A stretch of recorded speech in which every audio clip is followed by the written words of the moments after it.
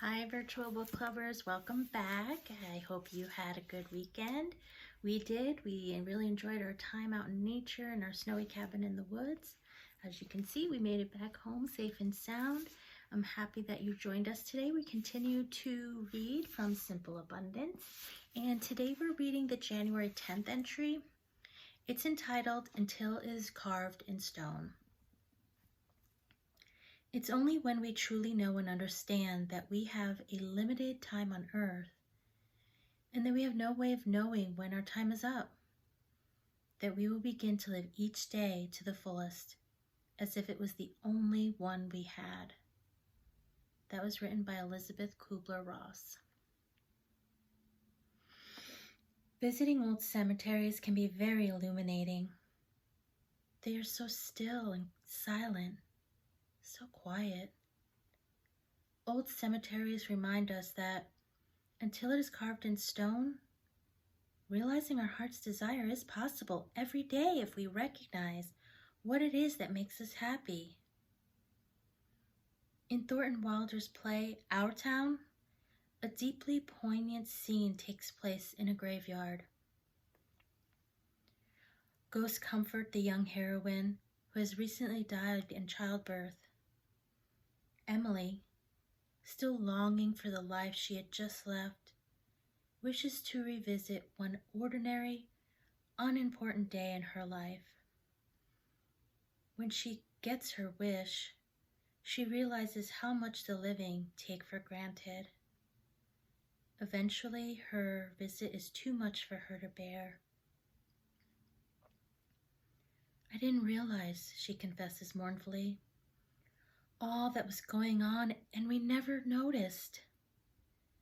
Goodbye, world. Goodbye, Grover's Corners.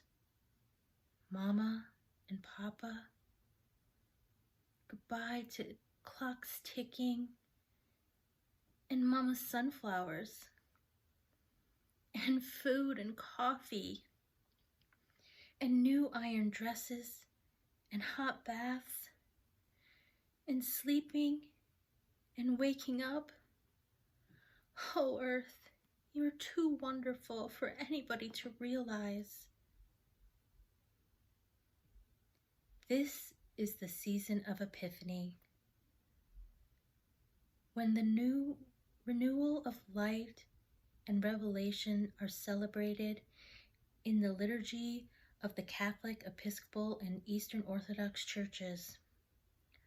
On our new path, we seek everyday epiphanies, occasions on which we can experience the sacred in the ordinary, and come to the awakening, as Emily finally does, that we cannot longer afford to throw away even one unimportant day by not noticing the wonders of it all. We have to be willing to discover and then appreciate the authentic moments of happiness available to all of us every day. That reading brings a lot of things to my mind.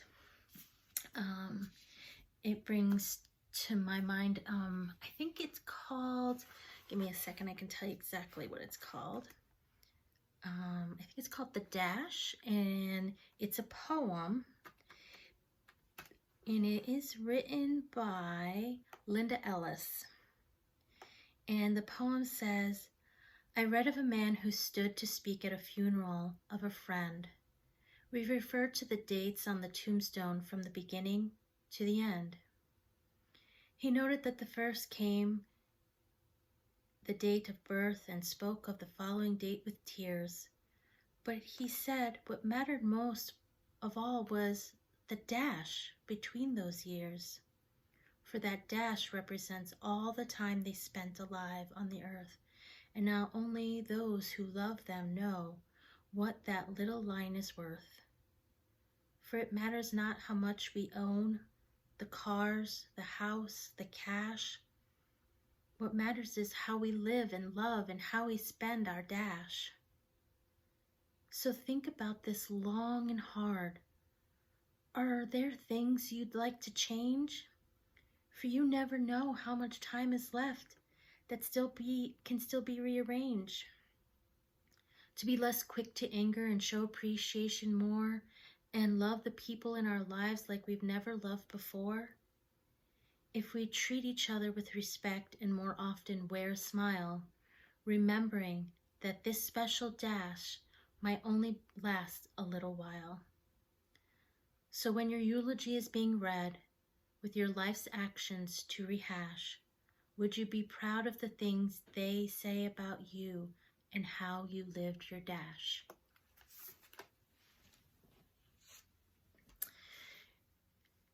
I think it's really important for us to kind of remember those things.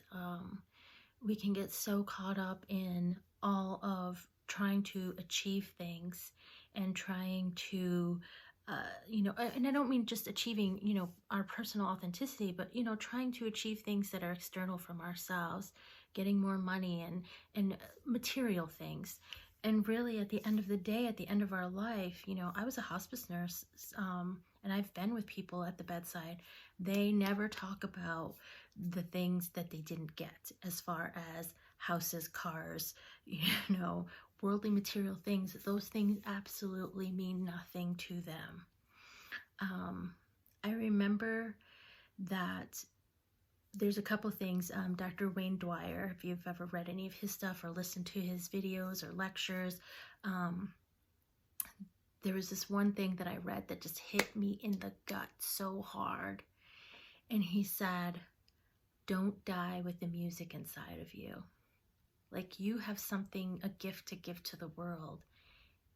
And if you do not connect with your authenticity and allow yourself to be guided by, your guiding spirit, you're going to die with the music inside of you. And that was just like, oh, that was painful to hear that. I also remember an instance where he told about his sister-in-law. She was very type A. She worried about everything. Everything had to be just so. And she got in a really horrific car accident. And they didn't expect her to live. But she did live. And she actually had a near-death experience. And when she came back and she was well enough, she was a totally changed person. The things that used to bother her did not bother her anymore. She was calm. She enjoyed those ordinary moments in life. She was at peace. There's a really great book, if you ever get a chance to read it, that reminds me of all of this also. It's called How Then Shall We Live? And there's, in the beginning of the book, he says, how shall I live knowing I will die? Every moment in this life is a precious gift. In our brief time here, what qualities do we wish to cultivate? If we are aware of our mortality, we can live less by accident and live instead with clarity and purpose. I thought that's really great and really ties in so much to the reading today. So how will you live knowing that you're going to die? I'd love to hear your thoughts and comments about today's reading.